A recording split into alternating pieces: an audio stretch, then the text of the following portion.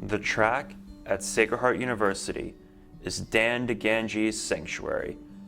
For a long time, Dan has been showing off his skills when it comes to pole vaulting.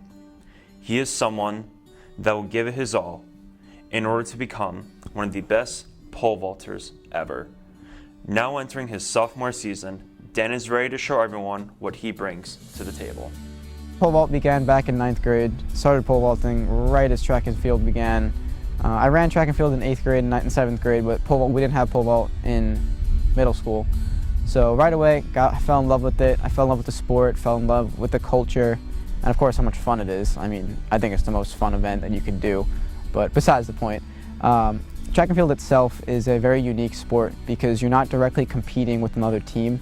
To an extent you are when it comes to the scoring, but deep down when it comes to the competition, you're competing against yourself. And you're competing against what you did the week before or the year before or whatever your previous mark was. And for that, when you compete against yourself, I think that's the most difficult opponent you could face. And when you can face the most difficult opponent, it pushes you to do your best. Not only does he have a lot of love and dedication to the sport, he also loves his teammates. Ever since joining the team his freshman year, he has made a great impact on everyone around him since they think so highly of him. Having Dan as a teammate has been one of the greatest blessings in my life. I know he is one of the most genuine people I've ever met in my entire life. He's always there for you when you need, and I consider him one of my closest best friends, and we've only known each other for a little over a year now, and I feel like I could trust him with my entire life basically.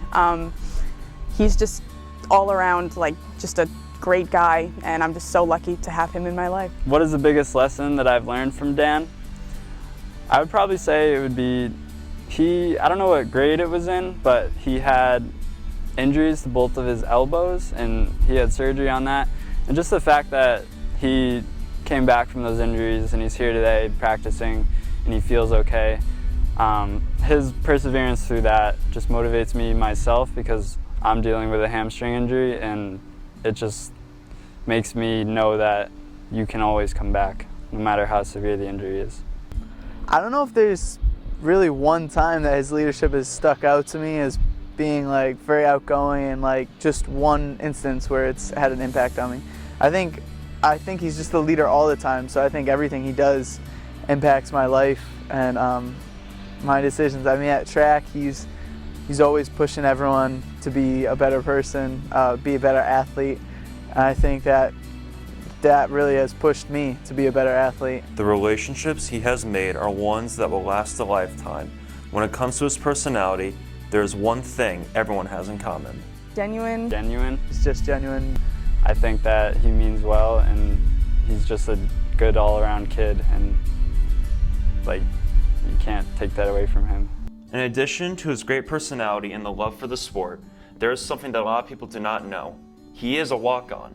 However, this just motivates him to work hard every day. It's shown that it doesn't matter if you're a walk-on or you're a scholarship or that maybe you don't even do a sport, is that you can achieve whatever you want to achieve if you just put the work in.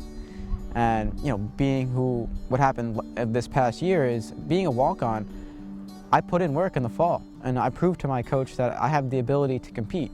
And when sadly spring didn't happen, but when winter came around, my coach said, hey, this kid knows what he's doing, this kid put in the work, and he put me in a bunch of meets. So I guess you could say that in general, it'd just be, you put it in the work, success will come, results will come. With his leadership on this team and the dedication he has to this sport, there are a couple of things Dan wants to accomplish with the 2 years he has left. Me personally, I'd like to win the NEC championship, come first place, bring home the gold, make my parents proud. But most importantly, it'd be to leave a mark on the school that I came to. With the NEC's decision to postpone winter sports, Dan is constantly working hard in hopes of having a successful spring season if the NEC decides to hold a spring season. With the 2 years that he has left, he will do everything in his power to contribute to this team and help them bring home a championship to Sacred Heart University. Reporting from Fairfield, Connecticut, I am Brendan Capozzi, Sports Broadcasting.